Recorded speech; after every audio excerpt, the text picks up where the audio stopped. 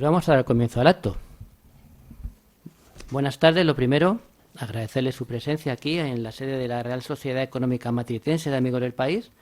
Para quien no lo sepa, pues estamos en el edificio civil más antiguo de Madrid. Pero nosotros no nos quedamos atrás, porque aunque no lo aparentemos, nosotros, la Matritense, cumplimos este año 250 años de existencia, ininterrumpida. Ha pasado ya bastante tiempo desde que aquel 9 de noviembre de 1775... Carlos III firmaba nuestro acta de fundación. Hemos sufrido la Guerra de Independencia, las guerras carlistas, el cólera, la última guerra civil. Hemos conocido 3 dinastías de reyes: Borbón, Bonaparte, Saboya, 2 repúblicas y una dictadura. Durante todo este tiempo pues nos han pasado muchas cosas. Y hemos hecho también muchas cosas, siempre conforme a nuestro lema de socorre enseñando.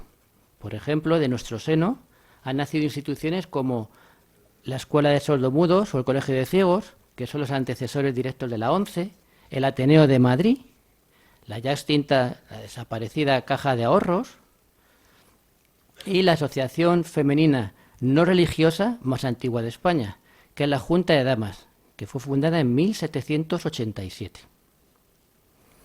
Nuestros antepasados nos han dejado el listón muy alto, como podrán comprobar ustedes.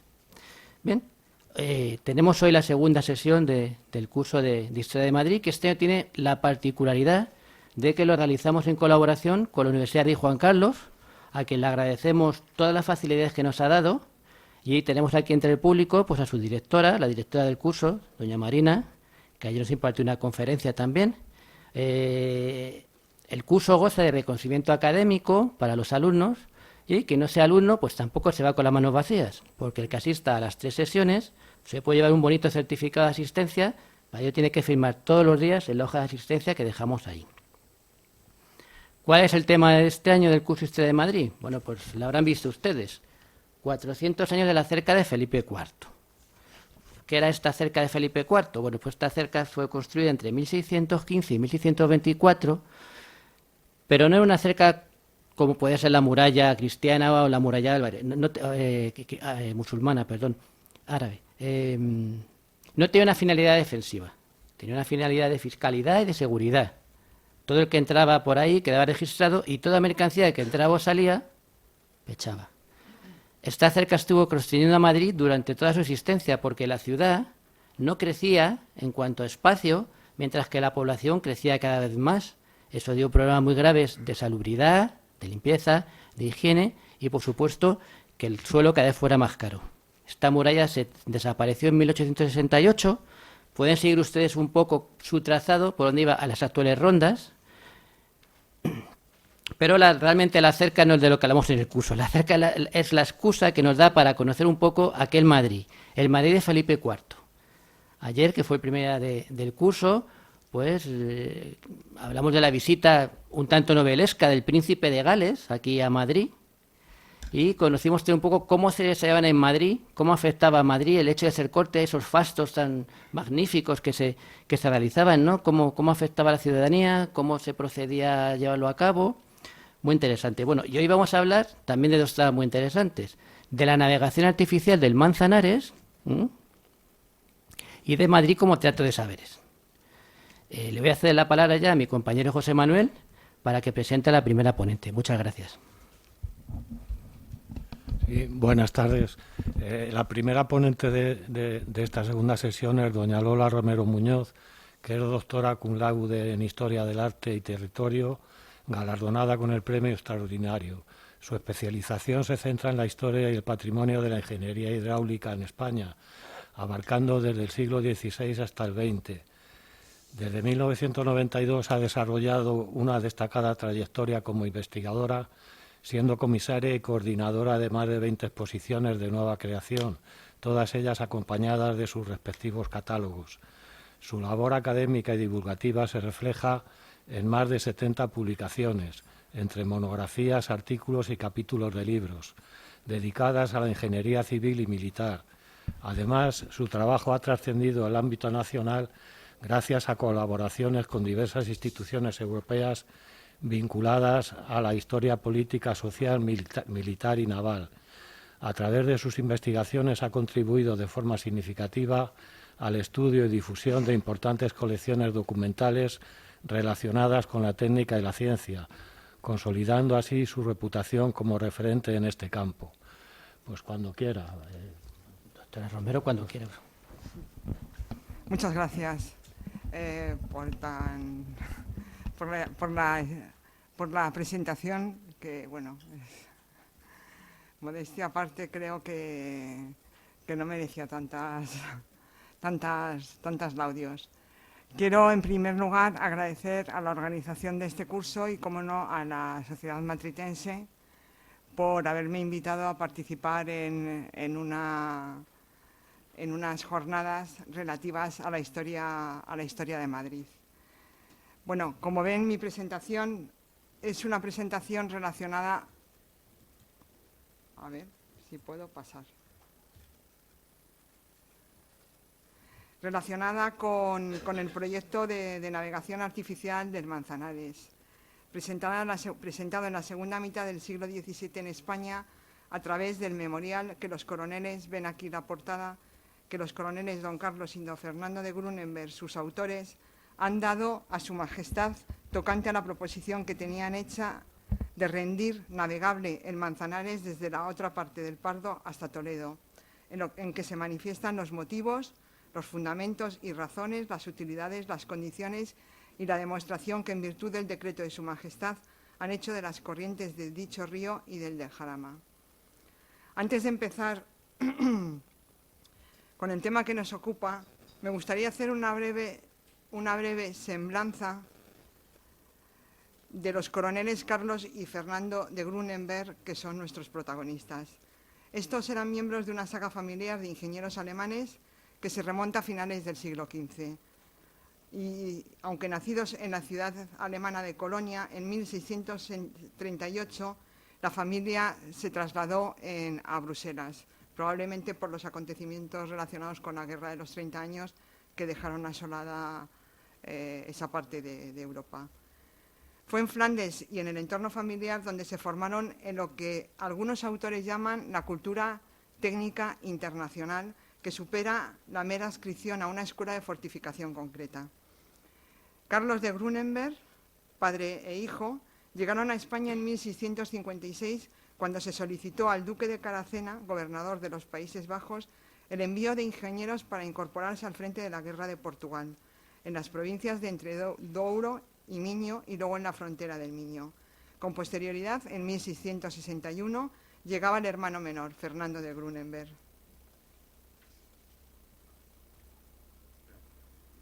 Los Grunenberg llegaron a España como expertos en fortificaciones, denominación que engloba a una serie de técnicos formados en matemáticas y geometría, conceptos más amplios de los que tenemos ahora, pues comprendían conocimientos en el uso de instrumentos topográficos que les dotaba para dibujar y trazar fortificaciones sobre el terreno, además de levantar planos de los territorios en un ejercicio práctico de geometría aplicada. Como se ha dicho, su lugar de nacimiento en la ciudad germánica de Colonia, su grado de coronel de alemanes altos, su excelencia para el dibujo, tal y como podemos apreciar en estos planos de Carlos de Grunenberg,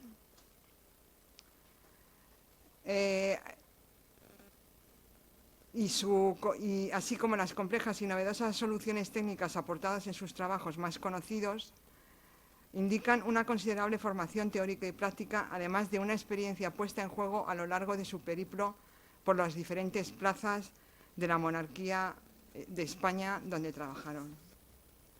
Bueno, vemos aquí la ciudadela de Mesina, de la que he hablado antes con algunos de ustedes, las fortificaciones de Augusta, de Trapani, y aquí vemos algunos de los planos del hermano menor de Fernando de Grunenberg, que son verdaderamente de una destreza increíble para la época.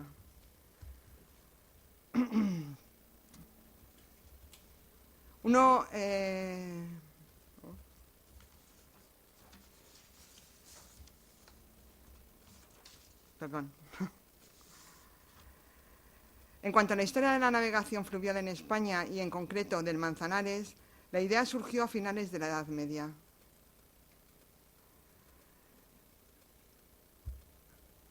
Según explicaban los Grunenberg en su memorial, el intento de la navegación del Manzanares arrancaba en la época de Juan II de Castilla, quien vivió entre 1405 y 1455, con la idea fundamental de unir las aguas del Jarama a las del Manzanares a la altura de la iglesia de San Pedro, que se ve perfectamente señalada en el plano, en el mapa de Teixeira. Un planteamiento distante notablemente con lo propuesto posteriormente por los Grunenberg. La noticia que narra el interés de Juan II por la navegación en el Manzanares aparece por primera vez en la obra del cronista de Indias Gonzalo Fernández de Oviedo, Las quincuagenas de las noblezas de España. Y aunque en los tiempos de Juan II Madrid no era corte, el monarca la contemplaba como tal, aunque echaba en falta un caudaloso río que sirviera para fertilizar y hermosear el lugar. Consciente de ello, el rey castellano planteaba ofrecer a la villa por medio del arte, es decir, de la arquitectura y de la ingeniería, lo que la naturaleza le escatimaba.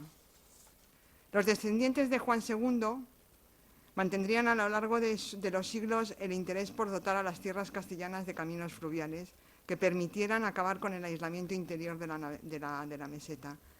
Isabel I de Castilla, su hija, y Fernando II de Aragón publicaron las ordenanzas sobre la navegación del Pisuerga. La llegada al trono de Felipe II no paralizó estas iniciativas, sino que muy al contrario dio continuidad e impulsó otras nuevas ideas surgidas al socaire de la estrategia política puesta en marcha tras la incorporación de Portugal a la corona de los Habsburgo. Uno de los más destacados artífices que acudieron al reclamo del monarca, Juan Bautista Antonelli, que propuso a Felipe II unir la parte española que no estaba canalizada con la parte portuguesa hasta Lisboa, que sí, en este caso los portugueses habían canalizado. El 25 de junio de 1581, el monarca entraba solemnemente en Lisboa como cabeza coronada, cruzando el Tajo en su galera real. El proyecto de Antonelli y el proyecto de Felipe II, sin duda, tenía un ideal de carácter bélico, porque lo que pretendían era transportar a través del Tajo a las tropas y a las mercancías necesarias para la guerra. Una idea recurrente en el siglo XVII, cuando en 1640 el conde duque de Olivares, con motivo de la insurrección portuguesa y al objeto de utilizar el río con fines bélicos, impulsó el reconocimiento del Tajo al cargo del matemático Luis Carducci. A resultas de la inspección de Carducci se formó un atlas que se llama Corografía del río Tajo, de las que tienen aquí unas imágenes, con dibujos del curso y dirección del río, que nos permite contrastar el deterioro del canal de Antonelli y el incumplimiento de la reglamentación establecida a finales del 500 de no levantar ingenios hidráulicos que impidieran la navegación. De hecho, ya en tiempos de Antonelli, este asunto suscitó un encendido debate, una controversia entre los partidarios de utilizar el río para la industrialización de su cauce o facilitar la navegación con fines militares y mejorando las comunicaciones, que por tierra eran desastrosas. Un debate que siguió cada vez que aparecía un nuevo proyecto y que continuó hasta el siglo XVIII, cuando se pone en marcha la construcción del Canal de Castilla, que supongo que conocerán. En 1668, los coroneles Carlos y Fernando de Grunenberg dieron a la imprenta su memorial del proyecto de navegación del Manzanares, con diferencias muy significativas respecto a los anteriores. Entre otras cosas, porque el canal de los Grunenberg se circunscribía exclusivamente a Madrid, cosa que los otros iban como por otros vericuetos. Para entender la trayectoria del proyecto presentado por los Grunenberg, vamos a avanzar aquí una breve cronología que nos permita conocer los diferentes vericuetos que sufrió la idea de los Grunenberg, desde su presentación en la corte madrileña hasta la publicación del memorial en 1668. Una publicación que constituyó más un colofón que un punto de partida. La primera fase abarca desde la llegada de los Grunenberg a España hasta la muerte de Felipe IV en 1665. periodo en el que alternaron su estancia en el frente gallego de la guerra con breves periodos en la corte para defender ante el rey su proyecto de navegación del Manzanares. En 1660, Carlos, el hermano mayor, se dirigió al propio Felipe IV con estas palabras: asegurando su majestad, que Dios guarde, emplearlos en unas empresas que ellos, suplicantes, habían por su real orden comunicado a don Luis de Haro, quien les encomendó al duque de Medinaceli para su disposición y ejecución. Ante la falta de respuesta del rey y de sus ministros, en 1661 los Grunenberg presentaron su proyecto a su hijo natural, don Juan José de Austria. Carlos de Grunenberg, ya sin mención a su padre, aprovechó para ello la reorganización de los ejércitos implicados en la guerra hispano-lusa para coincidir en Badajoz con Juan José de Austria. El tema no era ajeno al príncipe, pues durante su gobierno en Flandes trató los asuntos concernientes al mantenimiento y ampliación de la extensa red de canales de navegación, construidos para comunicar las prósperas ciudades flamencas y alemanas. La mención expresa al hermano del heredero aparece en repetidas ocasiones por parte de los Grunenberg, algo que no es casualidad, porque ellos le procesaban, como muchos militares en aquella época, procesaban auténtica lealtad a Juan José de Austria. El plan de navegación artificial de los Grunenberg debió resultar de interés para el príncipe, quien ordenó a su secretario Mateo Patiño diese traslado del asunto a Luis de Ollanguren, secretario de Despacho Universal, a fin de dictaminar las posibilidades de lo expuesto por los ingenieros alemanes. Poco después, todavía en 1662, a instancia de Felipe IV, y bajo la presidencia del duque de Medina de las Torres, se nombró una junta formada por personajes conocedores de la materia, como el marqués de Montara y los vaneses de Valdivilia y Auchi, para que estudiaran la propuesta. Carlos de Grunenberg fue llamado a las reuniones para explicar su proyecto y, sin embargo, de la Junta salieron pocas medidas. En primer lugar, rechazaron el proyecto de la medida, lo propuesto por los Grunenberg para financiar el canal que correría a su cargo, y además le pedían que nivelase el Jarama siguiendo la propuesta de Juan II, o sea que poco se avanzó. En marzo de 1662 los Grunenberg se dedicaron a nivelar el Jarama, llegando a unas conclusiones que técnicamente eran muy interesantes, pues desde su punto de vista la reunión del Jarama con el Manzanares era la solución más compleja y costosa, desestimándola ya que obligaba a hacer excavaciones de mayor profundidad, levantando grandes diques para llevar derivada desde el Jarama a las aguas hasta el Manzanares. De ahí que los ingenieros desechasen esta idea y ponderasen como mejor y más factible acometer solo la construcción de un canal artificial tomando las aguas del Manzanares. Septiembre de 1665 fue una fecha verdaderamente importante en la historia de España y también para los Grunenberg, pues se producía el fallecimiento de Felipe IV. Desde entonces, Carlos de Grunenberg, el hermano mayor, se instala definitivamente en Madrid y envía de nuevo a la regente Mariana de Austria la memoria y un plano manuscrito con el fin de reforzar el proyecto de la canalización del Manzanares. La reina lo remitió, con buen criterio, al conde de Peñaranda, Gaspar de Bracamonte, Guzmán y Pacheco de Mendoza, para que informase sobre su conveniencia. Este, político y diplomático avezado, uno de los grandes de España, de la historia de España, presidente de Indias y miembro de la Junta de Gobierno, enterado de las novedades de la empresa de la navegabilidad del Manzanares, mandó llamar al coronel Carlos de Grunenberg para conocer de primera mano las condiciones técnicas y el estado en que se encontraba la materia.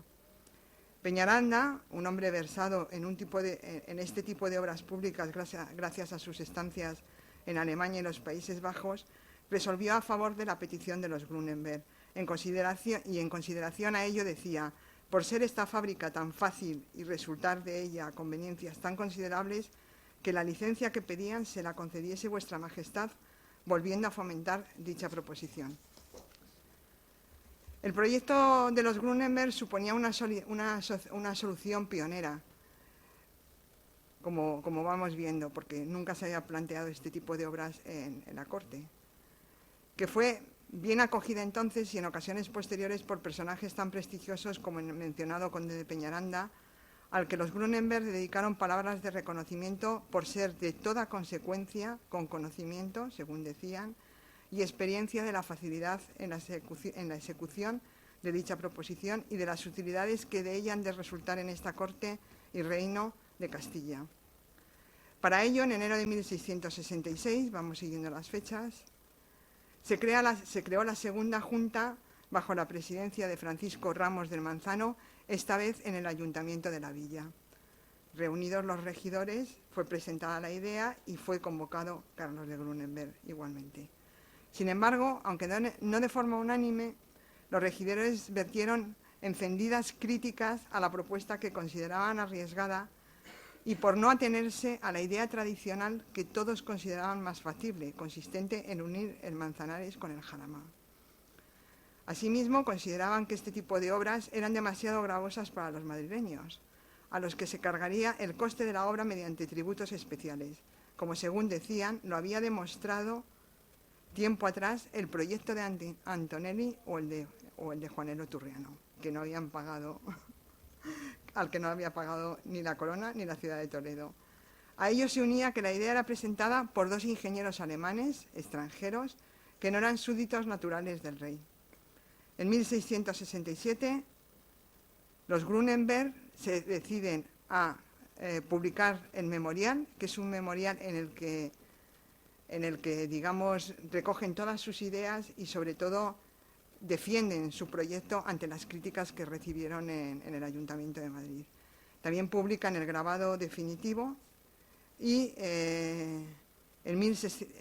lo que intentaban era restituir su prestigio y su reputación profesional, que consideraba maltratado, publicando el memorial para defender su proyecto. En el memorial también recogen las críticas que vierten a los regidores, de los que voy a citar aquí una sola mención, pues los llaman ignorantes por apadrinar el no puede ser del ignorante, a quien por inculto en la doctrina y ajeno en la política se niegan a las excelencias del arte. Y desanimar al que goza privilegios de estas luces que se ofuscan tanto cuanto la fortuna patrocina las nubes que interpone la emulación, hija de la incipiencia. En cuanto al memorial, como les decía, este constituye un documento de gran interés, ya que, como se ha visto, fue uno de los pocos proyectos de navegación que se plantearon para la corte. Su interés radica asimismo en que el proyecto supuso el germen del canal que finalmente se comenzó a construir en el siglo XVIII. Como se viene diciendo, la propuesta de los Grunenberg presentaba importantes novedades en su planteamiento. De entrada, conviene destacar que fue un proyecto a escala regional, que lo hacía mucho más viable. Lo vemos aquí en el croquis manuscrito. Asimismo, contaba con un enfoque más realista y acorde con los tiempos, ya que lo motivaban factores económicos y no militares o estratégicos como antaño. El objetivo era garantizar el abastecimiento a Madrid de trigo, leña, carbón vegetal o materiales de construcción, cuya carencia constituía un serio problema. Descartaban asimismo la idea de los antiguos de trasvasar las aguas del Jarama al Manzanares, pues en su opinión las aguas del Manzanares eran suficientes para cebar el canal artificial. Hay que tener en cuenta que lo que planteaban era construir un canal artificial, no navegar por el río. Asimismo, la financiación de la obra suponía un planteamiento novedoso, pues no correría a cargo de la corona, de la villa madrileña, mediante carga impositiva o de un particular, sino de una sociedad mercantil, una empresa en la línea de las corporaciones comerciales de carácter societario que ya eran habituales en Centro Europa. En cuanto a los aspectos formales del memorial, el documento estaba dividido en un preámbulo, 4 capítulos en los que se abordan los aspectos ideológicos, técnicos y económicos relativos a la ejecución del proyecto. El capítulo 2, tal y como pueden ver aquí, es el que aborda las razones, los elementos técnicos para hacer el canal según el decreto de su Majestad.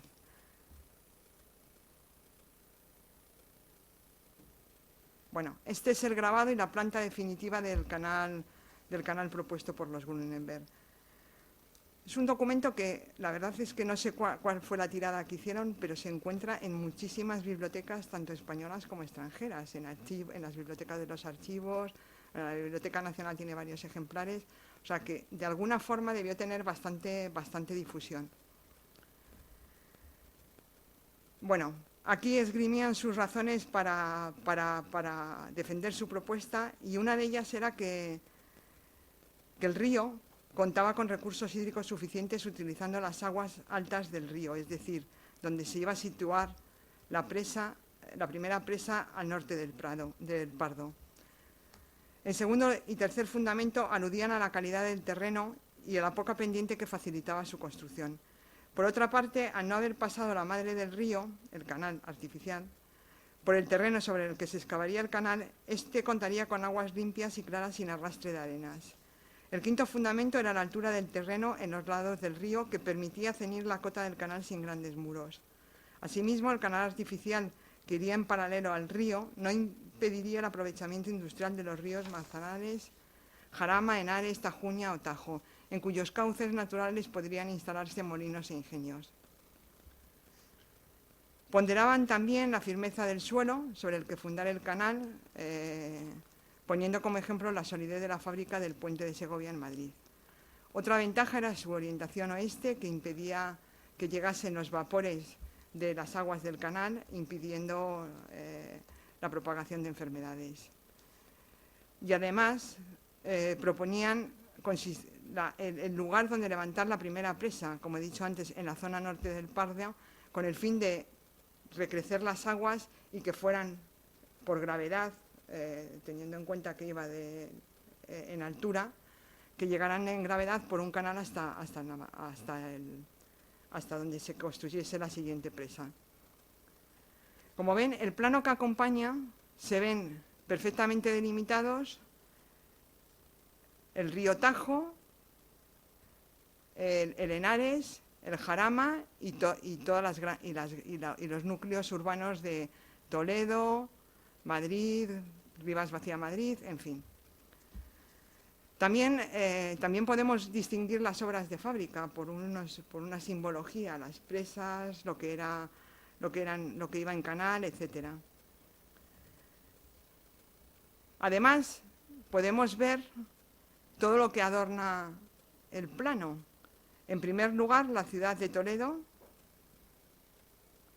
donde se puede distinguir además el artificio de Juanelo Turriano todavía en pie. Es el siglo XVII, bueno, el puente de Alcántara, el Alcázar, en fin. Aunque no es una lámina muy definida, pero la verdad es que, bueno, resulta bastante interesante. Por supuesto, Madrid,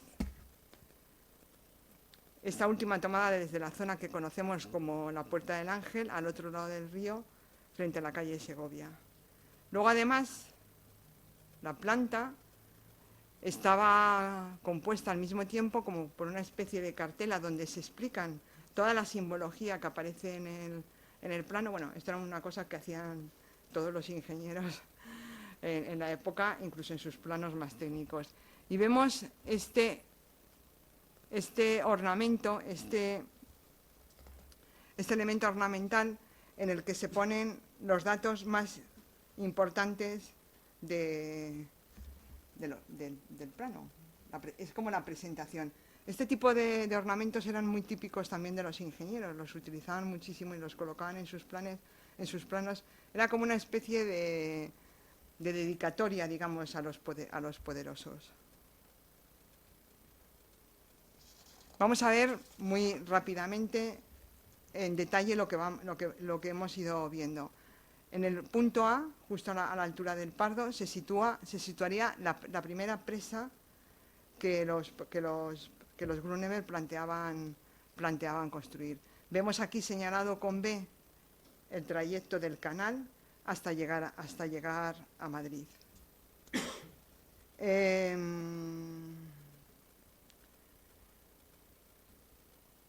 La segunda presa que proponían construir los Grunenberg está marcada con una C y se construiría a la altura del puente de Toledo.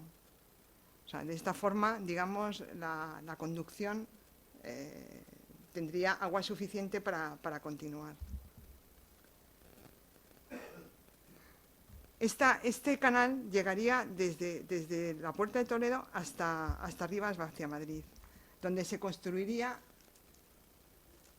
la siguiente presa. Lo vemos aquí. Bueno, lo vemos, no sé si lo ven, o lo marco, bueno.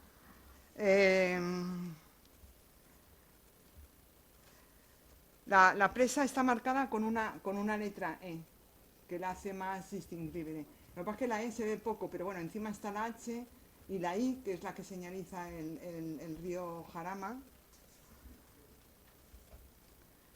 Como les he dicho, proponía, tiempo después, se podría ampliar el canal, utilizando las aguas del Jarama y del Henares, llevándolas hacia el norte, que es hacia donde llevan estas ramificaciones. A mí este plano me recuerda muchísimo al del Canal de Castilla, que sí se construyó en el siglo XVIII y que tiene igual 3 ramales, es un canal de carácter regional y que, bueno, sirvió durante 200 años y iban hasta 700 barcazas por él. Con la letra F, que está a continuación, se ve el transcurso del canal desde San Martín de la Vega hasta la Barca de Bayona, muy cerca, pasando por el puente nuevo de Aranjuez. Y ya con la letra G marca la llegada del canal hasta Toledo, aunque lo pone en puntos suspensivos porque esta zona no la nivelaron los Grunenberg, lo dejaron, digamos, para los posteriores, puesto que ellos ya se marchaban. Bueno, en el memorial de Grunenberg hay una parte muy interesante y muy importante, y es que pone como ejemplo las ciudades que él conoce, las ciudades flamencas y las ciudades de la Lombardía. Habla de ellas diciendo que, bueno, pues contando que tienen una red de canales que permiten la navegación, pero no solamente la navegación, sino el tránsito comercial de las barcazas. Entonces vemos aquí algunos ejemplos, bueno, muy interesantes, de planos que encontré en la biblioteca, en el Archivo General del Reino en Bruselas. Y este plano en concreto, el que está arriba, es un canal que ellos utilizan para defender su idea del Manzanares, porque según ellos este canal era como una especie de riachuelo, o sea, de riachuelo con muy poco caudal, y en cambio las aguas suficientemente represadas sirvieron para hacer un canal que ya estaba en uso. Probablemente es uno de los primeros canales que se construyeron en Bruselas, pero bueno, muestran bastante detalle y son unas imágenes bastante bonitas. En el Palacio del Viso del Marqués encontramos imágenes de las ciudades que pertenecían a la monarquía de España, la monarquía de los Austrias. Vemos aquí Milán rodeada de canales que rectificaron los españoles cuando ganaron la plaza a los franceses, y la idea de los gobernantes españoles era convertir a Milán en el mayor puerto fluvial de todo el Mediterráneo, mediante canales y mediante obras de ingeniería que permitieran la navegación. Por otra parte, hay un tema que me gustaría resaltar, no sé cómo voy de tiempo. Bueno. Que es el carácter arbitrista del memorial. Bueno, todos sabemos que en el siglo XVI-XVII la literatura arbitrista era muy prolífica y tal. En el caso de los Grunenberg, el tipo de memorial que hicieron estaba muy influido por su lugar de origen. Eran memoriales de carácter flamenco. ¿Por qué se distinguen? Pues porque en Flandes y en Centro Europa el tipo de propuestas que hacían los ingenieros o los escritores de memoriales eran de carácter económico, fundamentalmente. No querían arreglar el reino con ideas, en fin, no. O sea, planteaban temas que fomentasen la industria y que aumentasen la población, que siempre ha sido un elemento de riqueza de los reinos. Por eso ellos plantean en su memorial todos los temas relacionados con la construcción del canal, sus virtudes y sus ventajas. Aumentar el transporte fluvial y marítimo frente a las deficiencias de los caminos terrestres, sobre todo en una época de carestía. Aumentar la actividad económica, evitando la despoblación que sufría ya entonces Madrid y que podía llevarla a perder su condición de corte de la monarquía. La construcción del canal permitiría asimismo regar las tierras bajas y reforestar los montes cercanos a la capital, lo que resultaría una inversión productiva para la corona y no solo de ocio y recreo como en el caso de los reales sitios. Asimismo, la mejora de las comunicaciones y de las condiciones del transporte abaratarían los costes y bajarían los precios de los productos básicos de consumo, sobre todo de trigo, en una ciudad que, según sus cálculos, consumía 4.000 fanegas al día y eliminando así la enorme dependencia que se tenía de las importaciones holandeses o las procedentes de las ciudades de los reinos asomados al Báltico y etcétera.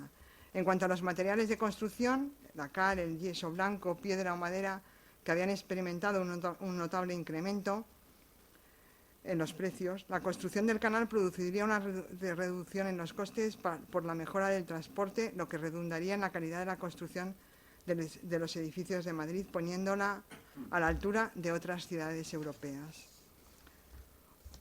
Otro tema importante fue el de la financiación. En un primer momento, los Grunenberg se ofrecieron para financiar ellos la construcción del canal con ayuda de sus amigos y de sus fieles. Esta fue una idea que descartaron rápidamente los consejeros del rey porque la veían sospechosa de algo. El caso es que al final la descartaron y una de las veces cuando se volvió a retomar la idea del canal, le dijeron a los Grunenberg que la financiaran ellos, pero ellos ya no querían porque ellos ya se querían ir. El caso es que, no obstante, los Grunenberg propusieron varias medidas para poder financiar el canal. Uno de ellos, cuya documentación se encuentra perfectamente guardada en el archivo de la villa, fue construir una campana de buzo con el fin de rescatar los tesoros hundidos en la bahía de Cádiz, venderlos y obtener recursos. Otra de las soluciones que dieron fue empezar la navegación desde San Isidro, dejando el río libre para poder colocar ingenios harineros de todo tipo y con el resultado de esos negocios poder ir financiando el canal. El caso es que ninguna gustó en la corte ni a los regidores, en fin. Bueno, con esto yo creo que queda explicado el canal. Quiero hacer unas breves referencias a la vida del memorial después de los Grunenberg.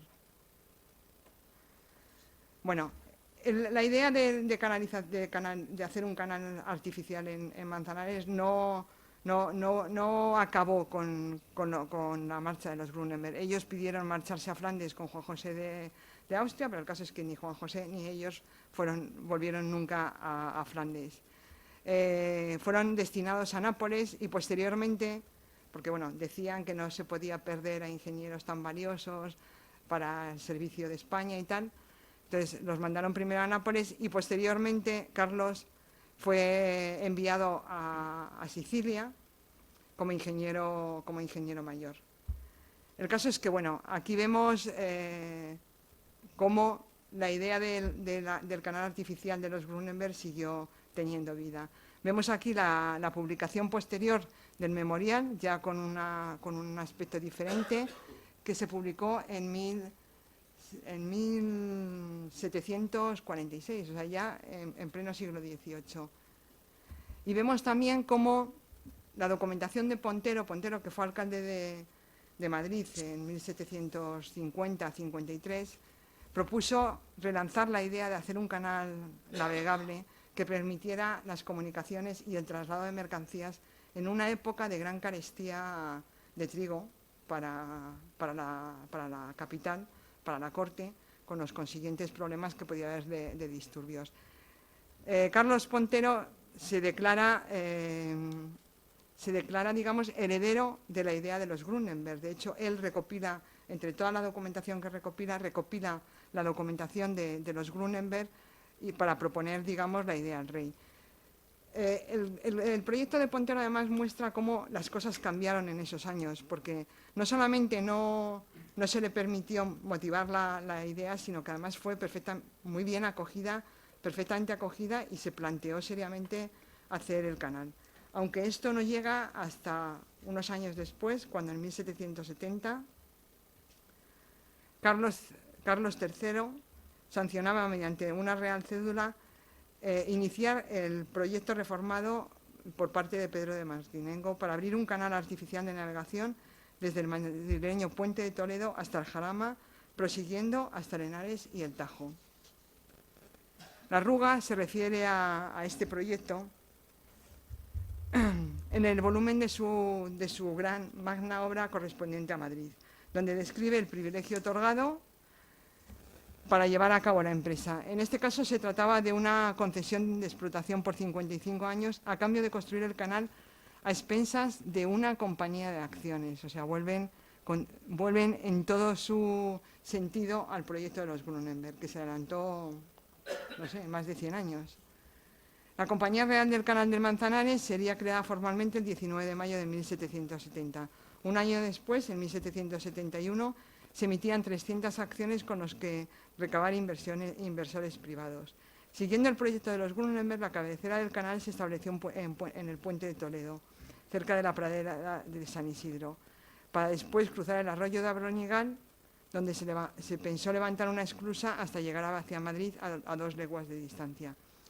En 1777, Carlos III ordenaba la adquisición de las acciones de la Compañía del Manzanares por parte del erario público y luego se hizo cargo de la financiación el Banco de San Carlos. Lo cierto es que el canal se quedó sin financiación muy pronto y fueron abandonadas las obras a pesar de que iban ya bastante avanzadas. Vemos aquí una imagen de Inza, de Miguel de Inza, en el que se ve toda la cuenca del Manzanares y todas las cuencas, digamos, de los ríos implicados, donde explica la marcha de los canales de las obras de los canales de Martinengo. En aquella época surgieron proyectos muy interesantes que era convertir el Manzanares en una zona industrial. Para ello se llevaron a cabo construcciones como la dársena y almacenes en Santa María de la Cabeza, o sea, justo a la altura digamos, donde estaría Legazpi. Aquí vemos otro proyecto de dársena y varadero en Vaciamadrid. O sea, la dársena era donde, digamos, atracaban los barcos y el varadero era donde se reparaban. O sea, surgen muchos proyectos relacionados con el canal de Martinengo que no sé si se llevarían a cabo, pero esto sí es interesante porque son los restos de las esclusas del canal de 1770, el de Martinengo, que son fruto ahora de estudio por parte de los investigadores. Se han encontrado varias esclusas en distintas zonas, a la altura de Getafe, de Rivas-Vaciamadrid, y se están estudiando con la idea de hacer como una especie de parque lineal. Bueno, tenemos el Madrid Río, que ha sido una forma de recuperar también el río para la ciudad, ¿no? Ahora Madrid sí tiene río. Y bueno, y entonces hay proyectos de investigación por parte del ayuntamiento, por parte de arquitectos e ingenieros, para rescatar todas estas obras y que sean una muestra, digamos, de esos intentos que se hicieron en Madrid para... Ya por último, quiero poner una imagen del Canal de Castilla, que es el referente más directo con el canal de los Grunenberg. Este sí se llegó a realizar, que sufrió de todos los avatares del canal de los Grunenberg, ese intenso debate sobre si tenía que servir para industrializar la zona, que sirvió, o para la navegación, que también sirvió. Lo cierto es que, bueno, el canal es muy interesante. Yo les animo a que hagan una ruta para conocer el patrimonio que alberga el canal de Castilla, porque es verdaderamente impresionante. Y además dejó de usar, digamos, para la industrialización de la zona, con la industria harinera y tal, pero lo cierto es que a día de hoy el Canal de Castilla se ha convertido en un patrimonio sostenible para toda la zona de los alrededores, porque se está convirtiendo en un conjunto turístico de carácter rural interesantísimo. Yo he estado en algunas reuniones con la gente que está trabajando sobre el canal y es impresionante lo que están haciendo y es impresionante cómo el Canal de Castilla a día de hoy está generando unos recursos económicos de carácter sostenible a partir de una obra de ingeniería, cosa que se debería trasladar a otras zonas de España. Bueno, tenemos otros muy famosos como el Caminito del Rey, que también tiene que ver con la ingeniería hidroeléctrica y que están siendo un éxito y para las zonas, digamos, y sobre todo para la España vaciada. Con esto quiero terminar. Muchas gracias. Me he pasado, ¿no? Muchas gracias, doctora Romero. Bueno, qué tema tan interesante. Yo no sé ustedes, pero yo al menos no conocía este proyecto. No sé si alguno de ustedes sí lo conocía. Abrimos un pequeño turno de preguntas. Si alguien quiere preguntar algo. Sí. Buenas tardes. Buenas tardes. Muchas gracias por la presentación que nos ha hecho. Yo quería salvar alguna duda que tengo. Sí, sí. A lo mejor es que no lo he oído bien. No, bueno, a lo mejor no lo he explicado yo bien, ¿eh? No, seguro que lo he entendido yo mal. Vamos a ver, el canal no se trata de hacer navegable el río, sino de hacer un canal paralelo al río y aprovechar el agua del río. Claro. Es eso, ¿no? Es eso. O sea, los proyectos anteriores iban por el río. El canal de Grunenberg es un canal artificial que se construye cogiendo las aguas del río, pero va independiente. Sí. ¿Y qué anchura tenía, si nos puede decir? No, ese tipo de detalles tan técnicos no los daba, porque además tenga en cuenta que este tipo de proyectos en la época eran proyectos que se llevaban muy en secreto. Entonces él, de hecho, eso se aprecia en el momento en que se empieza a estudiar. Yo he manejado muchísima documentación, nunca dan detalles de ese tipo. O sea, ellos ponen mínimamente dónde van a estar las obras más importantes, pero no bajan al detalle técnico, porque estaban, digamos que de alguna forma estaban sometidos al secreto y ellos lo difundieron mucho, pero lo cierto es que siendo un tema de carácter real, o sea, de carácter cortesano, no se daban muchos detalles sobre los temas, sobre este tipo de temas. Sobre esos restos de obras civiles que nos ha indicado que puede haber en el río Manzanares, yo que paso mucho en bicicleta por esa zona, por los caminos muy próximos, no he visto ni una sola señalización de un resto arqueológico. Es posible. Yo no he ido a verlas in situ. Yo sé que existen estos restos porque además la gente del entorno los conoce. Pero yo creo que si buscan en Internet algún tipo de localización, que seguro que están, podría acercarse a verlas, porque, bueno, es interesante. Muy bien. Hay un resto que sí que es clarísimo, pero que no lo ha citado usted y que es posiblemente del siglo XVIII, de 1700, que se dejó sin efecto, que es la presa del Gasco, a la que yo he ido en muchas ocasiones en bicicleta más de 25, y es un canal por el que se puede ir caminando, son unos 10 kilómetros, en bicicleta también, ahora imposible, pues estaría anegado de agua, y hay una canalización, pero es para llevar agua desde el río Guadarrama al río Manzanares, porque había poca cantidad de fluido. Y para el río Manzanares que nosotros conocemos no es el de los Grunenberg. El río Manzanares a lo largo del siglo XIX digamos que se controló mucho, se intervino mucho sobre él. Y de hecho no es el río natural. O sea, hay un montón de presas, de esclusas, de tal. Está como muy controlado. Entonces, para conocer el río, tal y como lo conocían los Grunenberg, habría que ir a la zona natural del río, que por cierto la están arreglando muchísimo para que se convierta en una zona de paseo. Vamos, yo conozco a la gente que lo está haciendo, se están recuperando riberas y tal. Pero claro, era un río que iba a su aire. Claro, el río actual no tiene nada que ver con el del siglo XVIII. Y luego, lo que me decía de la presa de Gasco, que es un temazo, también un sitio al que ir y tal.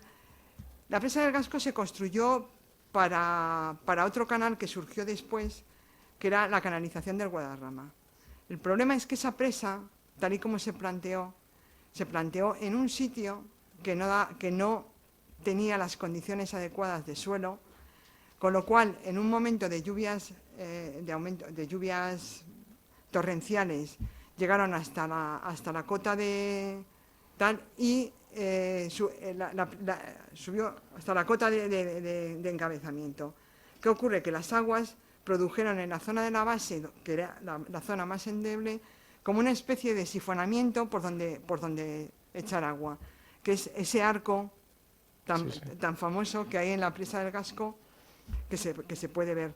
Lo cierto es que es un paseo muy bonito ese del Guadarrama hasta la presa del Gasco, y yo he ido algunas veces, conozco mucha gente que va, porque no solamente es la obra de ingeniería, el canal, es como el paisaje, el entorno, o sea, es una auténtica maravilla ese paseo. Sí, pero esa canalización lo que pretendían era llegar, tengo conocimiento, no sé si usted me lo confirma, hasta el río Manzanares para nutrir de agua al río Manzanares para esa navegabilidad. Y luego también hay restos en la zona de los pinares que hay en Majadahonda, cerca de Majadahonda, que también hay restos de canalizaciones. Lo que no acabo de entender es esa divergencia. Porque el proyecto del Guadarrama no creo que fuera para llevar aguas al Manzanares. El proyecto del Guadarrama, cuando surgió ese proyecto de canal, lo del Manzanares ya se había olvidado. Lo que pretendían era hacer un canal que llegase, o sea, el canal del Guadarrama como proyecto estaba, que era por el ingeniero Carlos Lemaúl, si no me equivoco, estaba planteado para hacer un canal que atravesase toda España. O sea, eran esas ideas, o sea, no eran capaces de hacer un canal que transcurría en Madrid, y entonces se planteaban esas ideas, porque bueno, lo cierto es que el siglo XVIII, la época de la Ilustración, es la época, digamos, tiene una vocación hidráulica impresionante, entonces se planteaban unos proyectos, que pasaban, digamos, no sé, la ingeniería ideal, que eran imposibles de hacer. Por eso el Canal de Castilla tuvo éxito, que probablemente fue el único canal que tuvo éxito, incluso más allá del Canal Imperial. El Canal Imperial tuvo un recorrido muy pequeño. Sí. Pero claro, después del Canal de Castilla, con el éxito además del Canal de Castilla, los ingenieros se planteaban en un país como España, porque si dijera, con la orografía que tiene, con las diferencias de altura, con una meseta, en fin, era imposible. Claro, querían copiar un poco la idea de los canales franceses o de los canales centroeuropeos. Entonces planteaban unos proyectos, bueno, en fin. Sí, es que llega desde... El del Guadarrama iba más en esa línea. Es que va casi desde la carretera que sube hacia Galapagar hasta la autopista a La Coruña, y lo que es el canal en sí son 14 kilómetros y con una profundidad importante y una construcción, en fin, bastante interesante. Dedicaron muchísimos años a esto, por supuesto. Muy bien, muchas gracias. Nada. ¿Alguna pregunta más?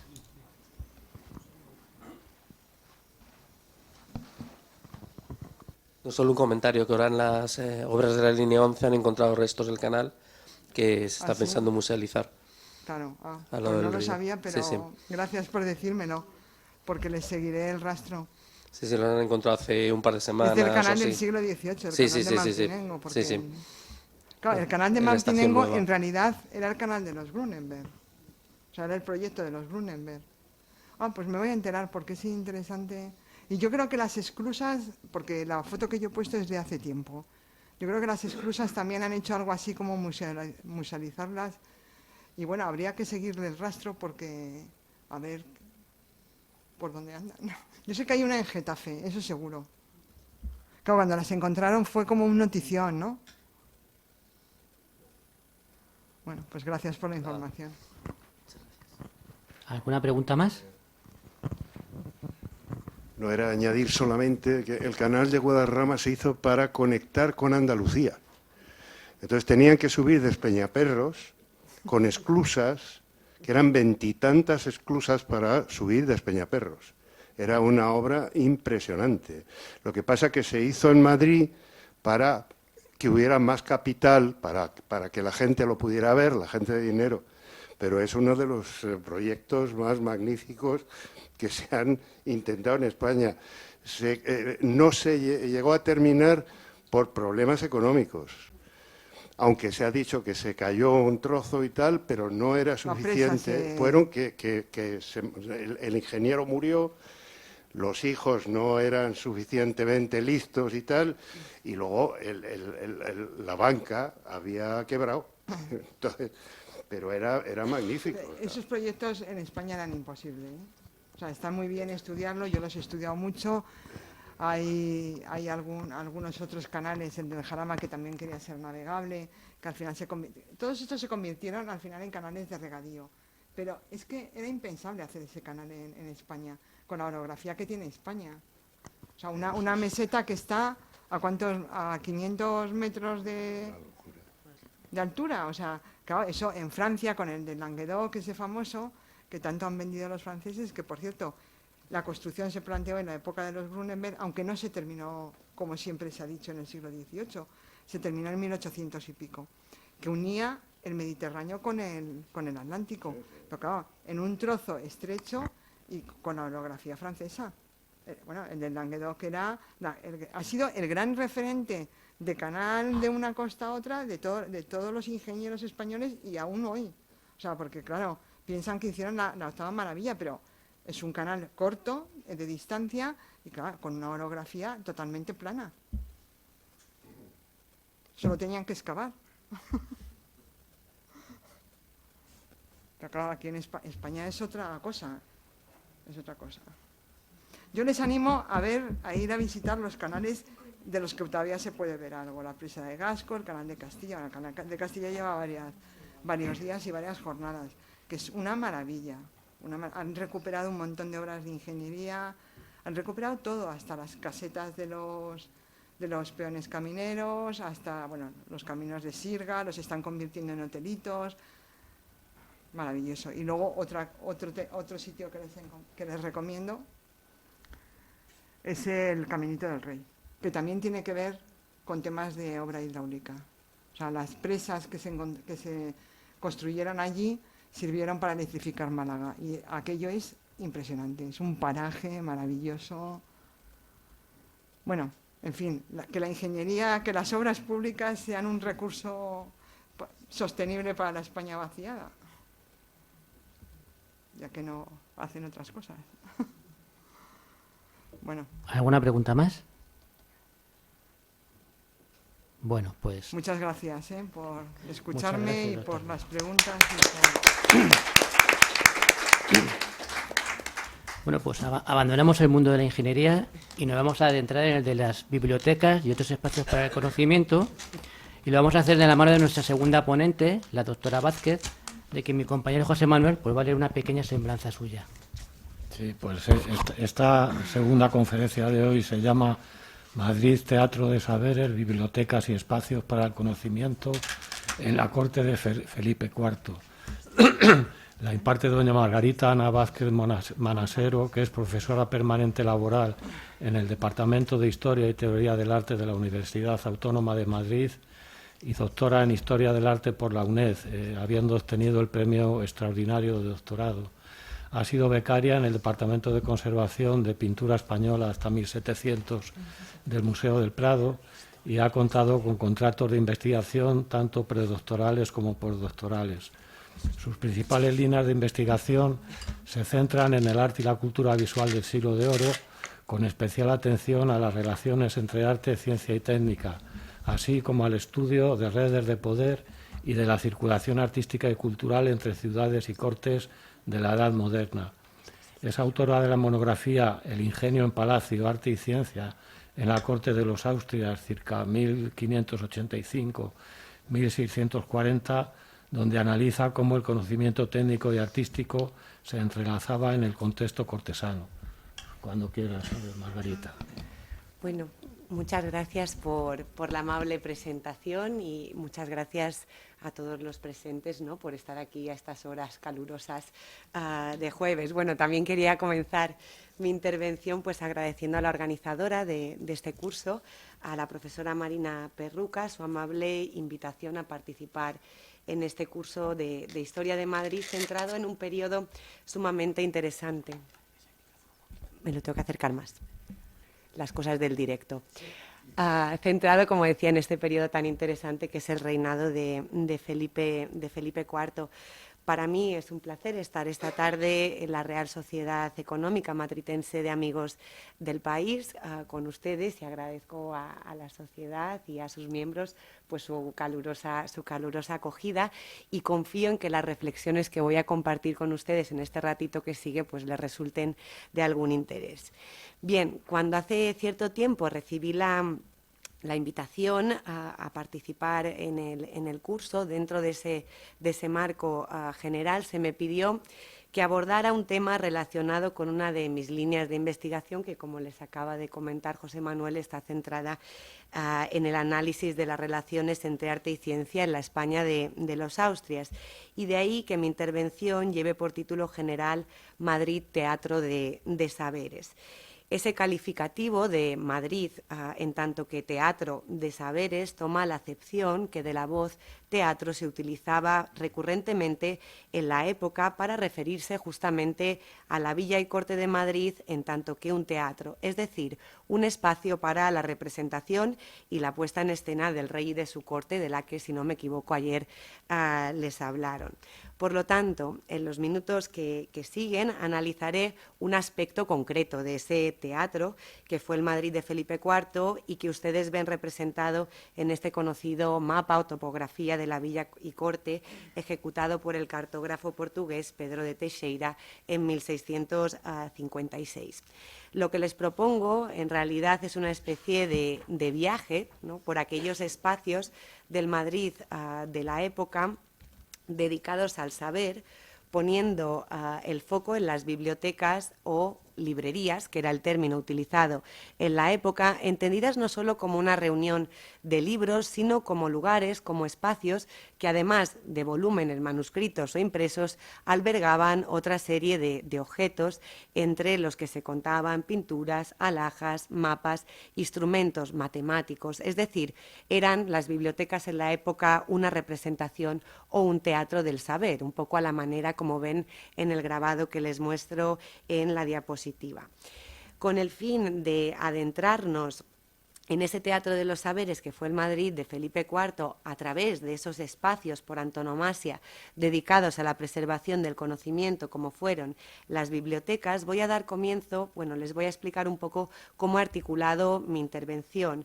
Voy a hacer una breve introducción, analizando en términos muy generales las bibliotecas como espacios para el saber en la Edad Moderna, y haciendo una breve descripción y referencia a la que en el contexto madrileño y de la Villa y Corte se convertiría durante el reinado de Felipe IV en el referente paradigmático como espacio del saber y biblioteca, que fue la biblioteca del Real Monasterio de San Lorenzo del Escorial, fundada por el abuelo de Felipe IV, es decir, por Felipe II, y que era, digamos, ese referente de las bibliotecas que aspiraba a albergar un programa universalista del saber.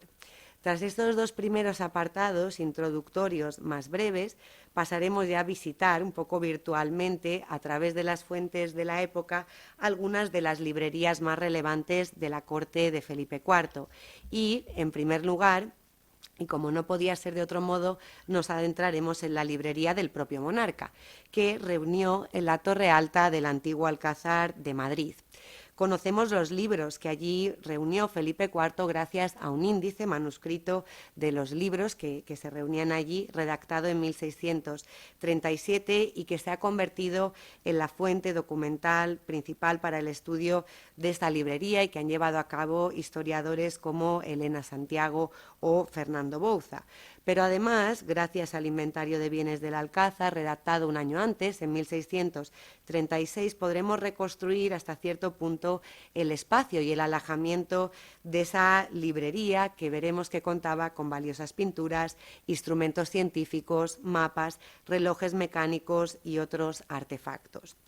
Felipe IV, a buen seguro, tuvo muy presente la biblioteca escurialense, fundada por su abuelo, por el rey Felipe II, aunque como veremos, las características, los usos y funciones de la librería que el propio Felipe IV estableció en el Alcázar van a ser muy distintas a las del Escorial, pero bueno, lo veremos en mayor detalle. En ese periodo, el rey no iba a ser el único bibliófilo que hubo en la corte madrileña. Algunos destacados nobles de la corte de Felipe IV fueron también, o lo fueron también, ¿no?, avezados bibliófilos, y sin ir más lejos, la figura del valido de don Gaspar de Guzmán, conde duque de Olivares, destacaría en ese sentido como un voraz recolector, lo veremos, de valiosos manuscritos, libros y toda clase de papeles que seguramente durante esos años de valimiento conservaría también en las estancias del antiguo Alcázar madrileño. Y al conde duque, aunque no me dará tiempo de verlo en detalle, podrían añadirse otros importantes miembros del estamento nobiliario de la época que reunieron importantes librerías como el Marqués de Leganés. Pero, además del rey y de la nobleza, durante el reinado de Felipe IV, este monarca promovería la creación de una importante institución pedagógica en el Madrid de la época, los estudios reales del Colegio Imperial de la Compañía de Jesús en Madrid.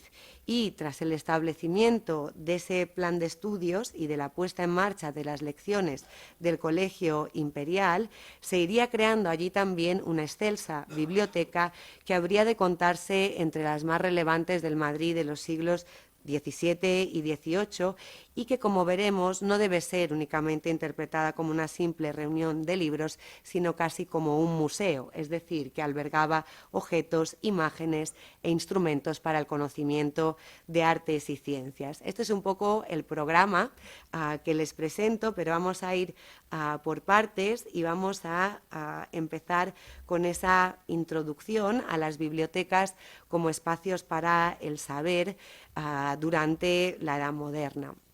Es bien conocido que durante el periodo altomoderno fue una práctica relativamente frecuente entre reyes, soberanos, príncipes, eclesiásticos, en la de reunir importantes librerías. Entre las librerías regias o principescas se podrían citar la de los Tudor, la de los Valois o incluso la famosa Biblioteca Vaticana o la Biblioteca Pontificia tendría sus orígenes en ese periodo de la Edad Moderna. En el ámbito hispano hablaremos dentro de un momento de la famosa Biblioteca de San Lorenzo del Escorial, pero además también gobernantes importantes como los franceses o validos importantes, mejor dicho, como el cardenal Mazarino, reunirían bibliotecas muy importantes que siguen funcionando a día de hoy, como la famosa Bibliothèque Mazarin de París, que forma parte del complejo del Institut de France y que todavía a día de hoy puede visitarse, ¿no? Por lo tanto, en este contexto de la Edad Moderna, donde florecieron librerías de creación regia, principesca o eclesiástica, no parece extraño que, además, en paralelo, los humanistas y los eruditos comenzaran a teorizar sobre dónde debían ubicarse las librerías, cuáles debían ser los espacios o las salas con las que debían contar, qué objetos o alhajas debían de exponerse en esos espacios y cuál sería el criterio de clasificación de los volúmenes, entre otras cuestiones, ¿no? En este sentido, suele considerarse al francés Gabriel Naudé, quien fuera precisamente bibliotecario del cardenal Mazarino y artífice de esa famosa biblioteca Mazarin, suele considerarse a Gabriel Naudé como una especie de padre de la biblioteconomía por haber publicado su famoso tratado en francés titulado Advice pour dresser une bibliothèque, es decir, consejos para la creación de una biblioteca. Y aunque en el contexto español no contáramos con una figura análoga a la de Gabriel Naudé, no es menos cierto que antes, ya en el siglo XVI, algunos humanistas reflexionaron sobre esos complejos espacios para el saber que fueron las librerías. Y entre los testimonios escritos a este respecto, en el contexto hispano, cabe citar aquellos relacionados con la que fuera la más importante biblioteca del siglo XVI, la Regia Escurialense. Existen varias importantes fuentes de las que se ha valido principalmente la historiografía para conocer y analizar no solo el proceso de creación y de construcción del Escorial, sino más específicamente la configuración de su biblioteca y la organización de los saberes que reflejaba su programa decorativo. De estas fuentes me interesa, en el marco de esta conferencia, referirme a la que ven en la diapositiva, el memorial sobre los libros y utilidad de la librería y orden y traza que ha de tener, elaborado por el humanista alcarreño Juan Páez de Castro. El memorial, como expone el propio autor al comienzo del documento, habría sido ofrecido primero al emperador Carlos V y posteriormente a Felipe II, y la finalidad de este escrito iba más allá de circunscribirse únicamente a la propuesta de creación de una biblioteca, sino que, como han notado historiadores de la ciencia como María Isabel Vicente o Mariano Esteban, se trataba de un proyecto mucho más ambicioso, de crear una suerte de gran archivo científico que Páez de Castro proponía crear en Valladolid. Finalmente acabará en el Escorial. Lo cierto es que, aunque no se sabe hasta qué punto pudo llegar a influir o si Felipe II llegó a leer este memorial y lo que proponía Páez de Castro, la concreción final de la biblioteca escurialense vendría a ajustarse en buena medida a las ideas que exponía este humanista años antes en el memorial. Y en este sentido, Páez de Castro en el memorial establece un poco no solo dónde debía ubicarse esa biblioteca, sino que describe la organización y la distribución de la misma, que debía articularse en 3 salas, detallando pormenorizadamente qué es lo que debía disponerse en cada una de esas 3 salas. Según Páez de Castro, la primera sala debía estar dedicada a los libros raros y curiosos, ordenados en armarios, porque la librería tenía que ser una suerte de oráculo, ¿no? Un oráculo de todos los saberes. Y junto a esos libros manuscritos raros y curiosos, habría que disponer una galería de retratos de aquellos hombres ilustres en esas disciplinas que habían escrito esos libros. En la segunda sala, y en la diapositiva verán ustedes una transcripción muy larga de todo lo que debía contener esa segunda sala de la librería. Evidentemente también tenía que haber libros, pero además Páez de Castro se molesta en hacer una enumeración larguísima del resto del alojamiento de la segunda sala, que debía contener cartas o mapas universales para la navegación y la cosmografía de todo lo que se sabe en el mundo, mapas particulares de provincias y ciudades, globos terrestres y celestes, pinturas de ciudades, instrumentos de matemáticas y de astrología, relojes mecánicos, modelos de ingenios y de máquinas, antiguallas, curiosidades naturales y un largo etcétera, ¿no? Con lo cual les pongo esto para que vean ustedes que el espacio de las librerías iba más allá de ser una reunión de libros. Y por último, en la tercera sala, Páez de Castro menciona que se correspondería con la parte más secreta o el archivo, donde debían guardarse los documentos, por así decirlo, de Estado. Por lo tanto, de este memorial,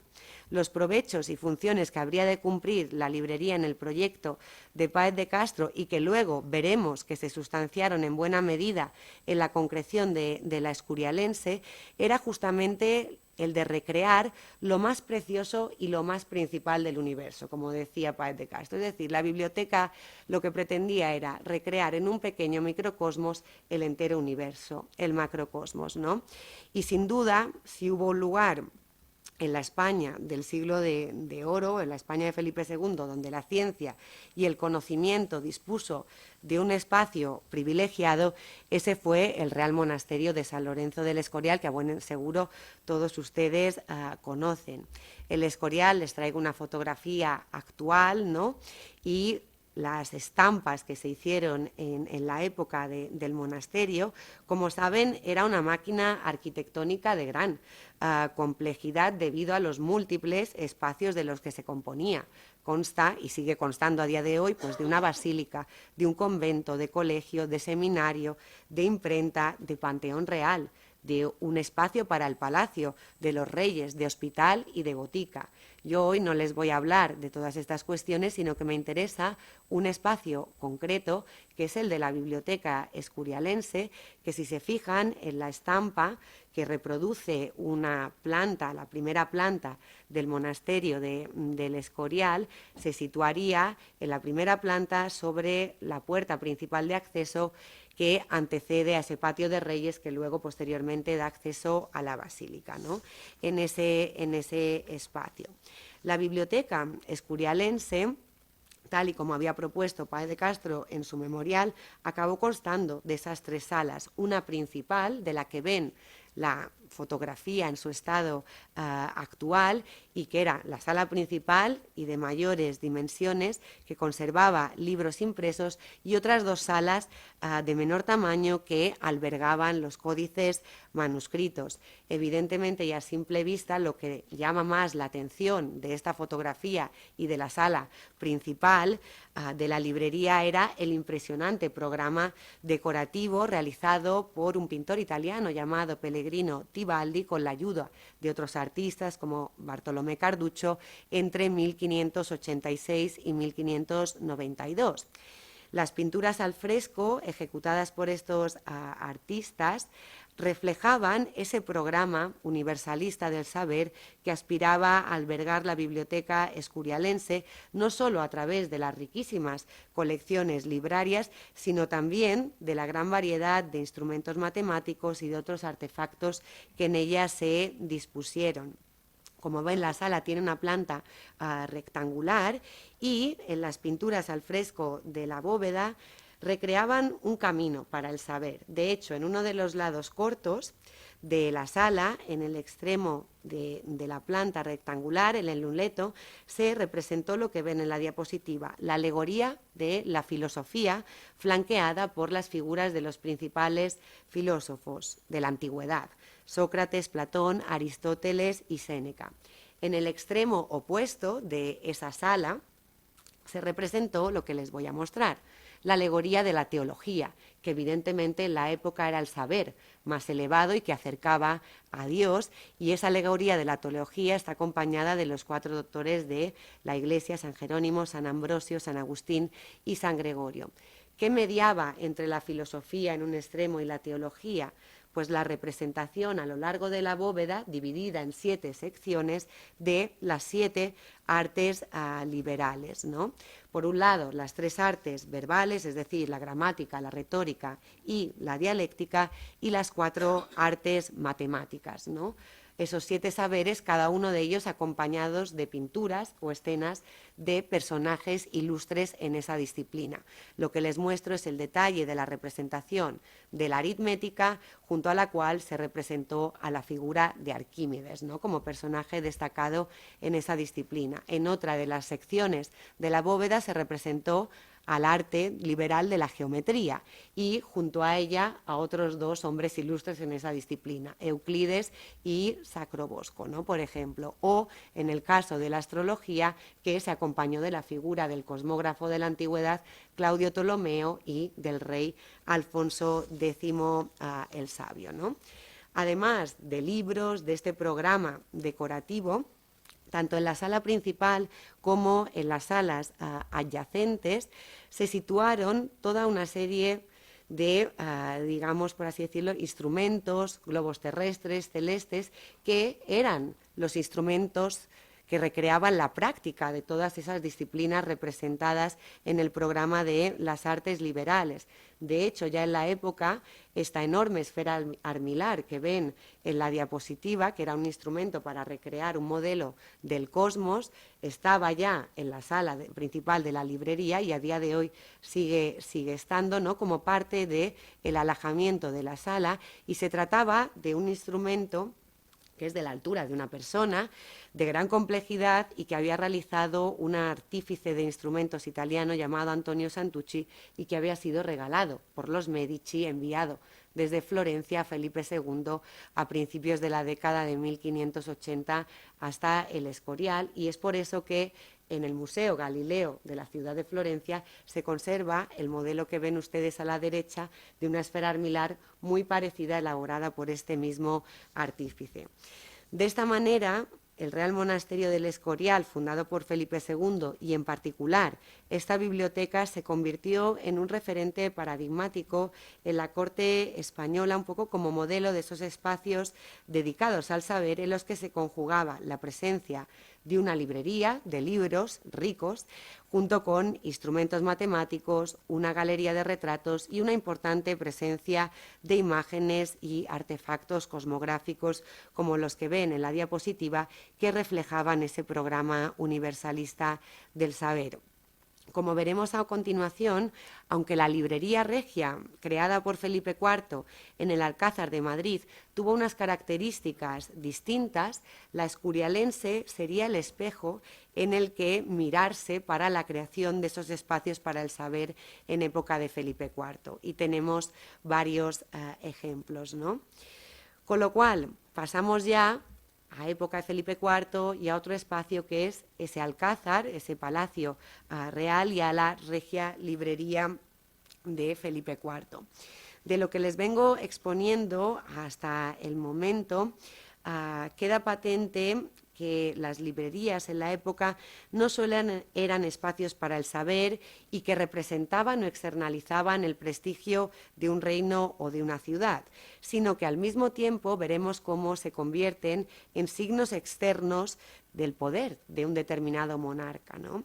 Y prueba de ello la encontramos en escritos laudatorios de la época, de las primeras décadas del XVII, como el que les muestro en la diapositiva. Se trata de un manuscrito redactado por el licenciado Baltasar Porreño y que justamente se titulaba Museo de los Reyes Sabios que han tenido las naciones del orbe y los libros que ellos y los emperadores infantes han escrito y han sacado a la luz.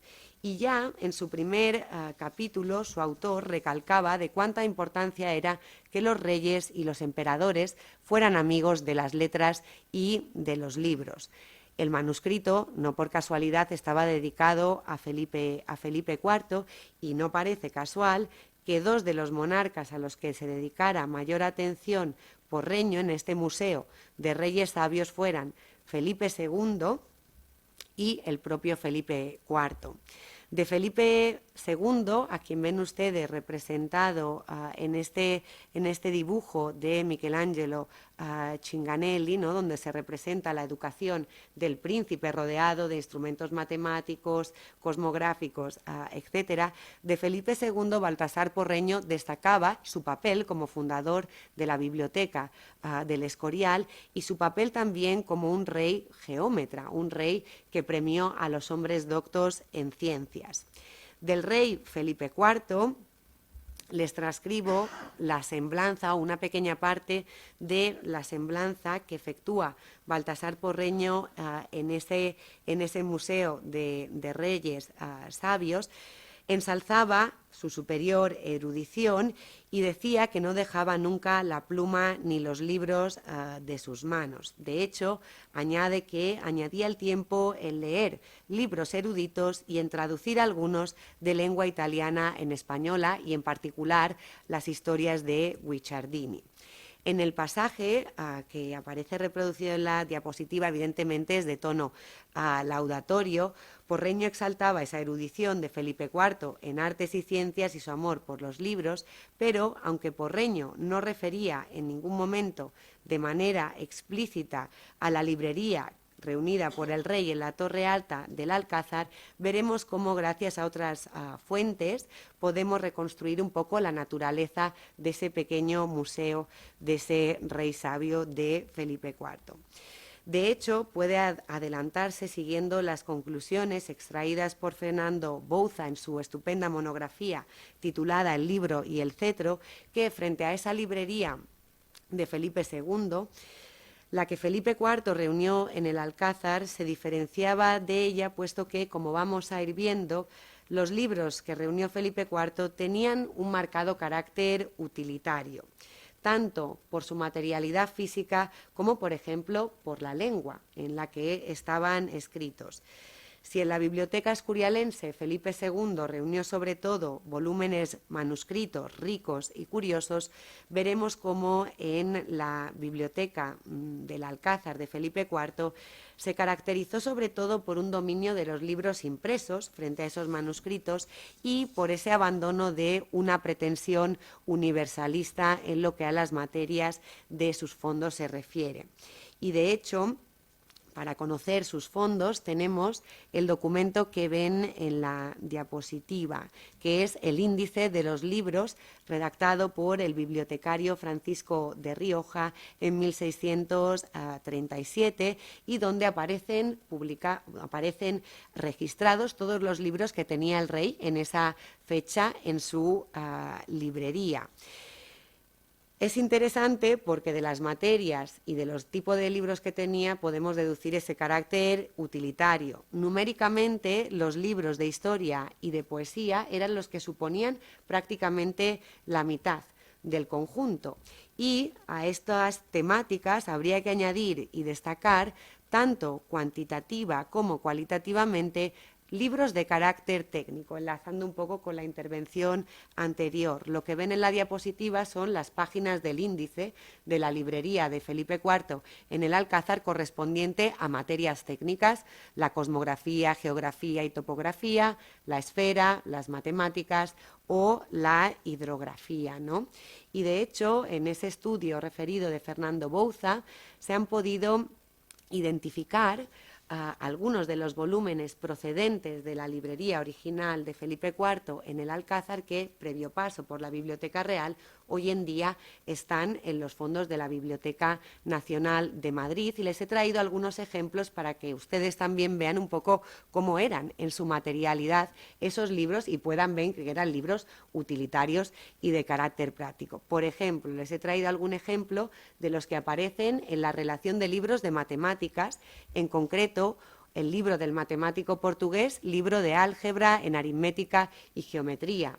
Como ven, se trata de un libro impreso concretamente a finales del 16, y también les he puesto el volumen con la encuadernación, porque algo característico de esta librería era que todos presentaban el mismo tipo de encuadernación, que es una encuadernación relativamente sencilla, en pergamino pulido y con los planos enmarcados con ese hilo de oro y el título escrito en letras doradas, ¿no?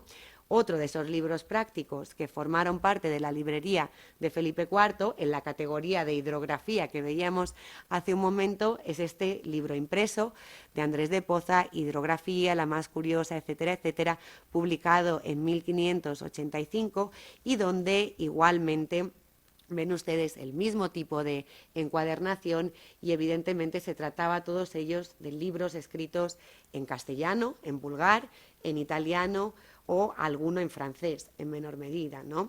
Por lo tanto, de todo ello se colige que aunque la librería tenía unas funciones de representación, ¿no?, pero primaría esa naturaleza y ese carácter utilitario y práctico. Y de hecho se sabe por otras fuentes que sus principales usuarios, diríamos, eran el propio rey Felipe IV y su heredero, el príncipe Baltasar Carlos, ¿no? Además de la clasificación temática de los volúmenes de la librería de la Torre Alta del Alcázar de Felipe IV, otras fuentes nos informan de su ubicación en ese complejo laberinto arquitectónico que era el Palacio de los Austrias, ¿no? Y ahí vuelvo otra vez a la topografía de Teixeira, de la Villa y Corte, y les proyecto un detalle del aspecto que debía presentar el Alcázar madrileño por aquel entonces. En relación con la ubicación de esta librería de Felipe IV en el Alcázar de Madrid, es importante señalar que esta Casa del Rey es uno de los estudios de caso más complejos de la arquitectura española. El Alcázar, y de ahí su nombre, era una antigua fortaleza de origen árabe y que luego estuvo en obras prácticamente desde el siglo XV hasta que ardió pasto de las llamas en 1734. Con lo cual, a medida que los sucesivos monarcas españoles tenían nuevas necesidades de representación o cambiaba el gusto, que es lo que hacían, el edificio se iba remodelando, ampliando, transformando. Con lo cual, al cambiar la función de las habitaciones, también cambiaban los objetos de sitio, ¿no? Y en este sentido, Elena Santiago estudió ya en los 90 la presencia de bibliotecas en el Alcázar en tiempos de los Austrias, demostrando ya cómo desde época del emperador Carlos V los sucesivos Austrias tuvieron en determinados lugares del espacio del palacio, digamos, su despacho o una librería de carácter práctico. De hecho, durante el reinado de Felipe II se construyó una nueva torre dorada, que es la que ven en un dibujo de Anton van Wingaerde, en un periodo anterior, de época de Felipe II, que sabemos que se convirtió en el espacio de trabajo del rey Prudente, donde tenía su despacho en el Alcázar y donde sabemos, por los inventarios que se redactaron a finales del siglo XVI, a la muerte de Felipe II, que ahí reunió no solo papeles y algunos libros, sino también multitud de instrumentos matemáticos, relojes e ingenios mecánicos, algunos de los cuales eran obra de un personaje que ha salido a relucir en la anterior charla, el famoso matemático, relojero, ingeniero cremonés Juan Elo Turriano, autor de ese ingenio del agua de Toledo, ¿no?, que, como saben, remontaba el agua desde la parte baja del Tajo hasta la parte alta de la ciudad de Toledo, pero que además fue un estupendo constructor de ingenios y de relojes astronómicos. Lo que ven en la diapositiva es la transcripción de algunos de los relojes que estaban en ese despacho y estudio de Felipe II a su muerte en esa torre dorada del Alcázar y que se correspondería con el famoso cristalino que recibía ese nombre. No se ha conservado el reloj en sí, pero era un reloj astronómico de unas dimensiones considerables, hecho con cristal, ¿no?, y del que ven una reconstrucción, ¿no?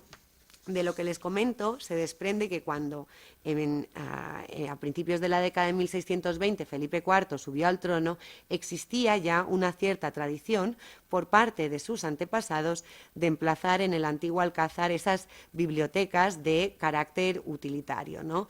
Y eso va a ser un poco lo que va a hacer el propio Felipe IV. Como han recogido a Virginia Tovar y Elena Santiago, la primera noticia explícita acerca de la ubicación de una biblioteca en el Alcázar de Felipe IV data del año 1626, porque fue entonces cuando el que era arquitecto y aposentador mayor del rey, Juan Gómez de Mora, dibujó por orden del propio monarca una serie de planos y trazas de las casas del rey, entre las que se encontraban esta planta que ven proyectada en la diapositiva, que representa un plano de la época del Alcázar de Madrid, ¿no? Y este conjunto de trazas, acompañadas de sus correspondientes descripciones escritas, fueron en realidad un regalo diplomático que se entregó al legado del Papa, que por aquel entonces estaba en Madrid, el cardenal Barberini, y eso explica que, como ven en la referencia bibliográfica, las trazas hoy estén en la Biblioteca Vaticana, porque luego se las llevaron de vuelta. Lo que me interesa de esta traza en concreto, de el Alcázar, es que Juan Gómez de Mora numeró con ese número 19 y en esa torre, en 1616, y cito, el aposento donde el rey tenía sus libros, situándolo en la planta principal de la torre noroeste del palacio, que se conocía antiguamente como la Torre de Francia, porque era donde había estado preso el rey Francisco I de Francia en época de Carlos V. La siguiente noticia sobre esta librería de Felipe IV y el espacio que ocupaba en el Alcázar la sitúa en el extremo opuesto del Alcázar, en esa nueva torre dorada que hemos visto que había construido Felipe II, la del suroeste, ¿no? Y la fuente que nos da información procede del libro, cuyo frontispicio ven a la derecha de la diapositiva, que es el tratado escrito por el pintor Vicente Carducho, Los diálogos de la pintura, y publicado en 1633 en Madrid. En ese tratado, el pintor Carducho proporciona una interesante descripción de algunas de las habitaciones ubicadas en el ala oeste del Alcázar madrileño, entre ellas la librería de Felipe IV. Y vale la pena leer un pequeño extracto de la descripción de Carducho que les cito. Dice: En la misma torre, encima de esta pieza, hay otra que corresponde a su grandeza en fábrica y adorno de pinturas, estuques, grutescos y dorados, donde Su Majestad tiene una librería, sobre cuya puerta me pareció ver aquel mote que cuenta Diodoro Sículo estaba en la librería de aquel rey de Egipto Simandio, que decía animi medicamentum, es decir, alimento para el alma. Excursus. Continúo con la cita. Es esta librería de las lenguas castellana, francesa e italiana, y están los libros encuadernados curiosa y uniformemente, en estantes dorados, en correspondencia a la hermosura de la pieza. Están divididos en materias, historias y diferentes facultades, para cuya inteligencia entre los adornos de esta pieza hay 2 globos, celeste y terrestre, de mucha estima, etcétera, ¿no?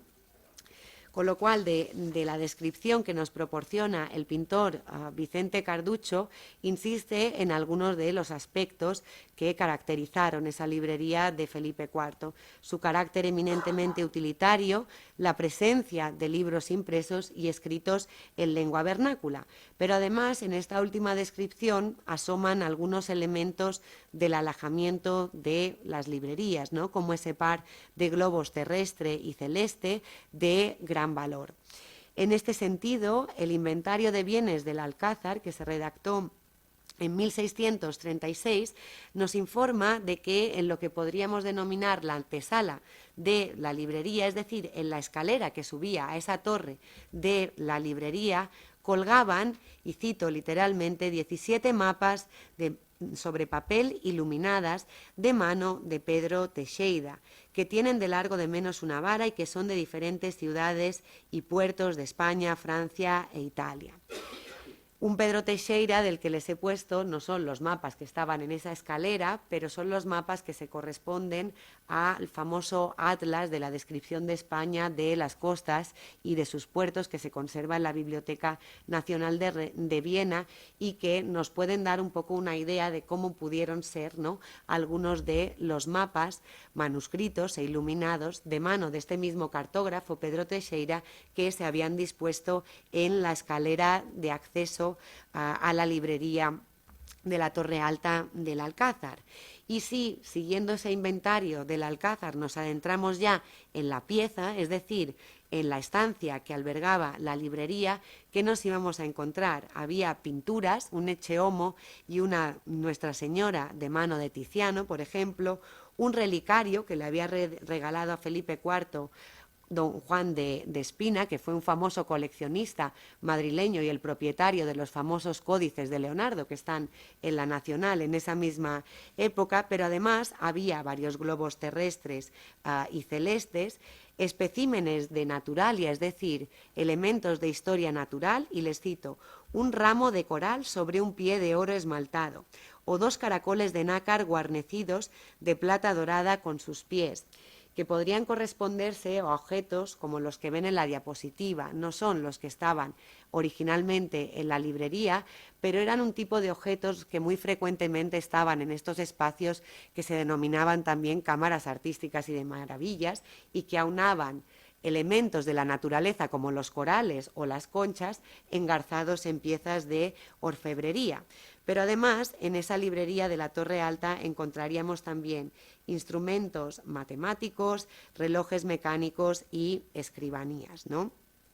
Por lo tanto, tanto la ubicación, las características y alejamiento descrito, ¿no?, de esta librería, vemos cómo respondería más bien a las características del estudiolo, de un príncipe, es decir, un lugar recoleto dedicado a la lectura y alhajado con instrumentos e imágenes relativas a las artes y a las ciencias.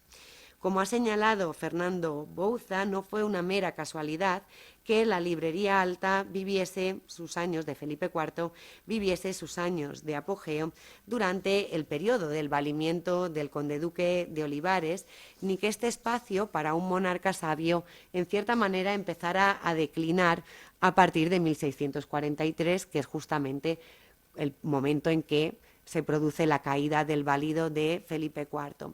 En este sentido, el conde-duque de Olivares destacó en esos mismos años como un ávido bibliófilo. De hecho, como señaló ya hace algún tiempo Gregorio de Andrés, la biblioteca reunida por el conde duque fue la más valiosa colección privada de libros reunida en la España del siglo XVII.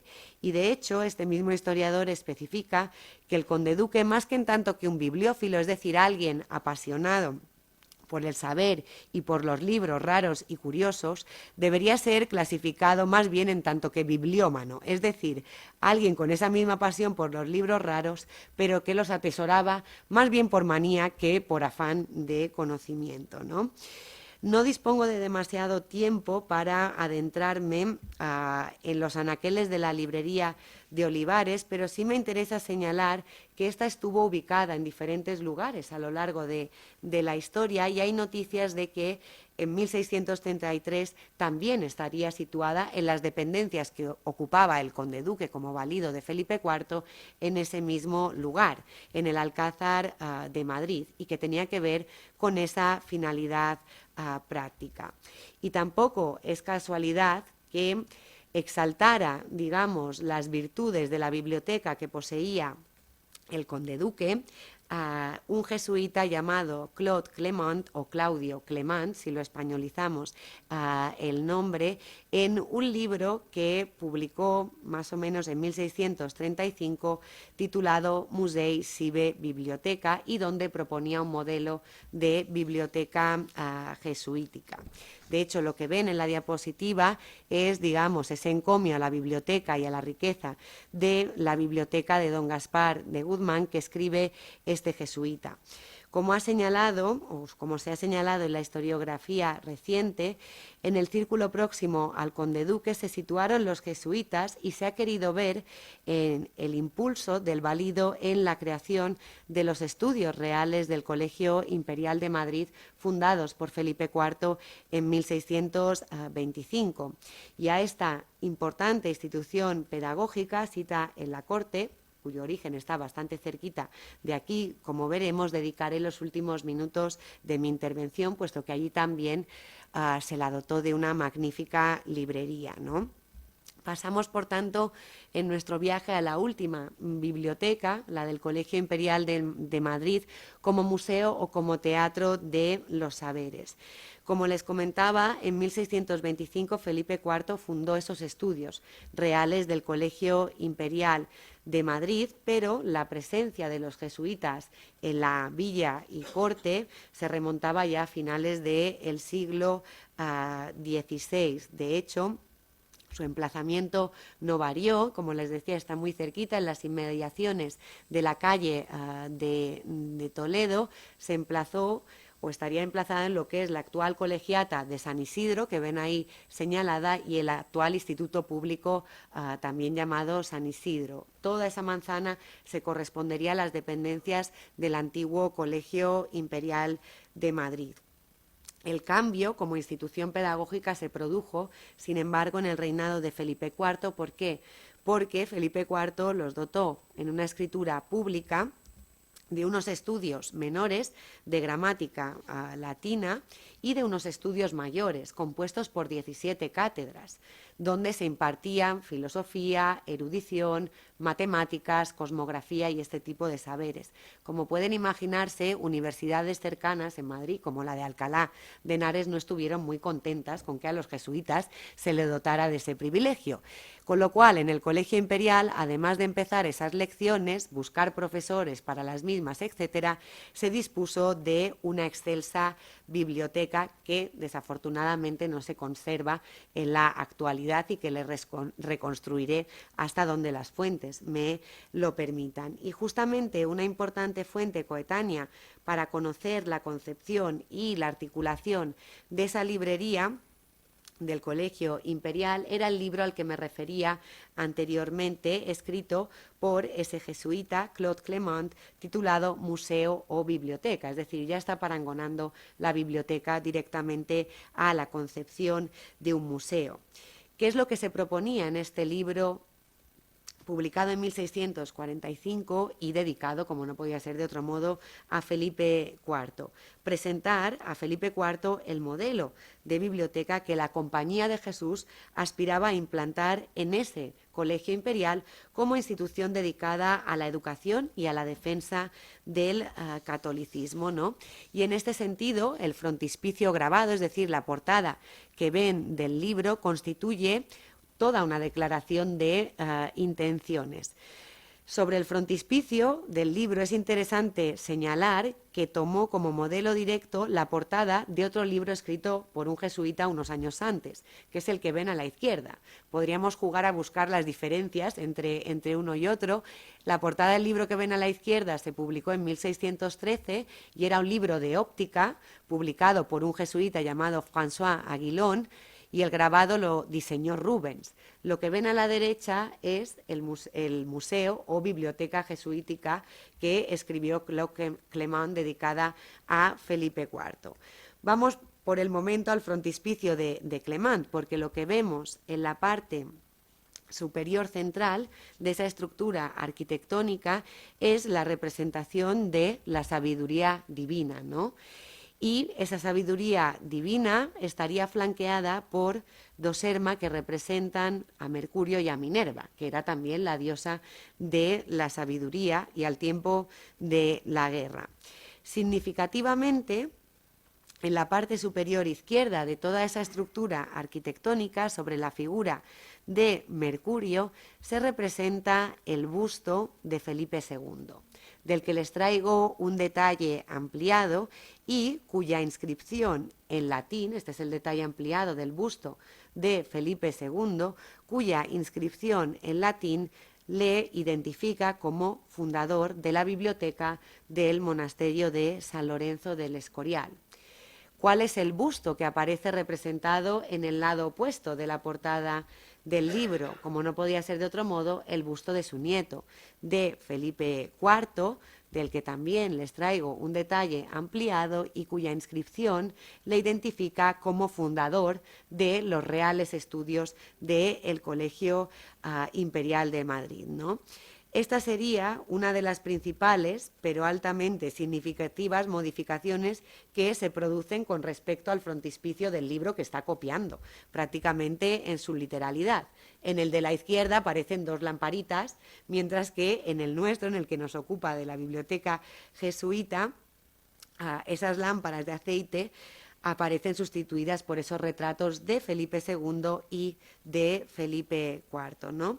Por lo tanto, en el grabado, del volumen que nos ocupa, se establece una clara relación de paragones, es decir, una comparación entre Felipe IV como fundador de la Biblioteca del Escorial y Felipe IV como fundador de la Biblioteca de los recién creados Estudios de la Compañía de Jesús. Pero este jesuita Clement va un paso más allá. Y si nos adentramos, y ahora sí viene esta diapositiva, en los contenidos del volumen, Clement incorporó todo un capítulo dedicado a la descripción justamente de la Regia Biblioteca de San Lorenzo de El Escorial. De lo que cuenta Clement en su libro se desprende que el modelo de esa nueva biblioteca jesuítica debía mirarse en la Regia escurialense, pero es más, tenía que intentar incluso superarla, ¿no? Y en este sentido, la biblioteca de este colegio de la Compañía de Jesús en Madrid no solo tenía que contener libros de todas las facultades, con obras de filosofía y de teología y de todas las artes liberales, sino que también debía incorporar series de retratos de hombres ilustres correspondientes a cada una de esas disciplinas, como hemos visto que sucedía en la biblioteca escurialense. Ahora bien, en la biblioteca del Colegio Jesuita es significativo notar que además de los retratos de esos hombres ilustres de la antigüedad, por ejemplo, en el caso de las disciplinas vinculadas a la geometría, hemos visto que en el Escorial se representaron a Euclides, por ejemplo, o a Alfonso X el Sabio. Pues bien, en la biblioteca jesuítica, además de Euclides o Alfonso X, se añadieron matemáticos jesuitas modernos, ¿no?, como Cristóforos Clavius, etcétera, ¿no? Con lo cual, ese era un poco el programa decorativo de la biblioteca, donde también sabemos que se incorporaron instrumentos matemáticos y cosmográficos que representaran todas esas disciplinas y el carácter práctico de esos saberes. Lo que ven en la diapositiva es la descripción de todos aquellos instrumentos de astronomía, globos celestes, matemáticos, de geometría, que debía contener la biblioteca jesuítica. Desafortunadamente, no se han conservado, tras la expulsión de los jesuitas, la mayor parte de los instrumentos de la época, pero sí algunos ejemplares de ese tipo de instrumentos que tenían una finalidad eminentemente pedagógica. Los que ven en la diapositiva son dos planisferios, un planisferio terrestre, que originalmente eran planos dispuestos uno en el anverso y otro en el reverso, ¿no?, para demostrar las proyecciones, en este caso de la Tierra o en este caso de las constelaciones, que hoy en día están en el Museo Nacional de Ciencia y de la Tecnología, pero que sabemos que formaban parte de ese ámbito de la biblioteca jesuítica. Con lo cual, de una manera significativa, los padres de la Compañía de Jesús aspiraron a crear en el espacio de la biblioteca del Colegio Imperial de Madrid un lugar para el conocimiento a través del estudio de las disciplinas de la Ratio Studiorum, que condujera al saber y al conocimiento más elevado de Dios. Y la aspiración de esta biblioteca era la de medirse e incluso superar nada más y nada menos que a la Regia Biblioteca Escurialense. Todo ello, todo lo que les he ido exponiendo, ¿no?, a lo largo de este viaje, que necesariamente ha sido sucinto por esos espacios del saber, pone de manifiesto cómo las librerías en la Edad Moderna y en particular en el Madrid de Felipe IV no solo fueron espacios dedicados a la reunión de libros, sino que también eran centros de prestigio intelectual y que se convirtieron al mismo tiempo en un medio para la externalización del poder de un monarca, de un noble o de una institución religiosa a través de la representación del saber. Es decir, esas bibliotecas se convirtieron en ese teatro de los saberes que les comentaba al comienzo de mi intervención. Y con esto finalizo mi intervención, esperando que haya sido de interés, y quedo a su disposición para preguntas que les puedan surgir. Y muchas gracias por su atención.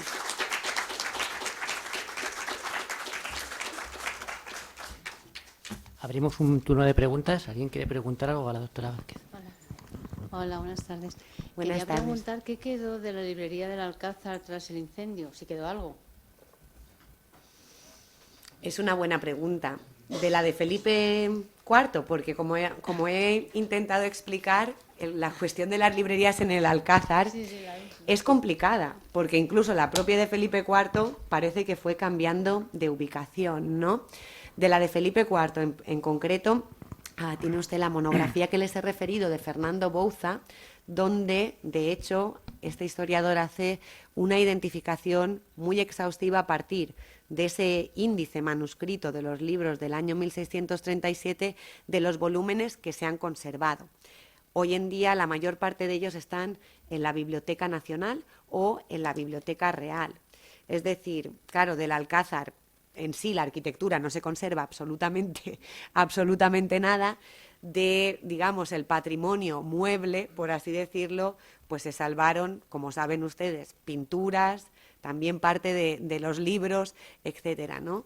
Parte de esos libros son los que les he mostrado, ¿no? Algunos ejemplos, se conservan bastantes más que sabemos que procedían de esa biblioteca de Felipe IV, sobre todo porque se corresponden con el cotejo del índice y porque además tenían ese mismo tipo de encuadernación. Hay otro tipo de objetos del que es imposible, de la biblioteca de la librería de la Torre Alta, saberlo. De hecho, yo he intentado hacer hincapié en ello, ¿no?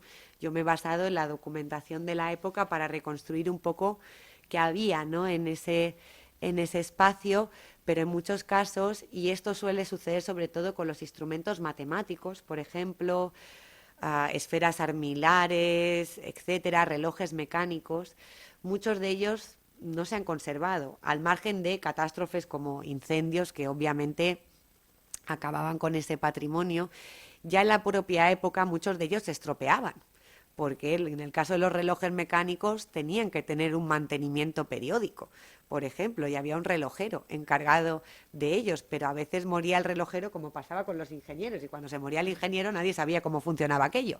Pues con los relojes mecánicos y con ciertos instrumentos requerían de un reajuste, y ya en la propia época en los inventarios aparece como está estropeado o está roto porque nadie sabía repararlo, y también nos habla que eran objetos con un carácter práctico, porque había pues compases de proporción o de matemáticas que a veces se usaban, y de usarlos a veces pues se rompían, es lo que pasaba, ¿no? No sé si he contestado. Esto para la librería de Felipe IV, ¿no? Parece que hay una exposición en la biblioteca. Me parece que en la Biblioteca Nacional, en la planta baja, hay una exposición sobre libros quemados y todo esto. Y me parece que hay alguna referencia a la librería del Alcázar. Ay, pues Vamos, podría ser, pues se lo porque agradezco. se refiere a los libros peligrosos y que se quemaban en distintas épocas, en todos los países, ha habido en distintos momentos. Y creo que hace una alusión, por lo menos estoy viendo ahora la gráfica que estuve hace poco y veía también que estaban quemados. Me parece que hubo del Alcázar también hay una referencia, ¿eh? Podría ser, claro. Sí, sí, en el Escorial, de hecho, también saben ustedes que hubo algunos incendios. Se conserva buena parte del fondo de manuscritos, pero otros perecieron también, quiero decir. Con lo cual, claro, todos esos avatares hacen a veces a los historiadores nos complican mucho la existencia, ¿no? Para tratar de reconstruir qué había en esos lugares. ¿Alguna pregunta más? Bueno, pues entonces resta tan solo pues dar las gracias a las doctoras Romero y Vázquez por tan didácticas y amenas ponencias, y a todos ustedes por su asistencia. Les esperamos mañana para seguir aprendiendo sobre el Madrid de Felipe IV. Muchas gracias.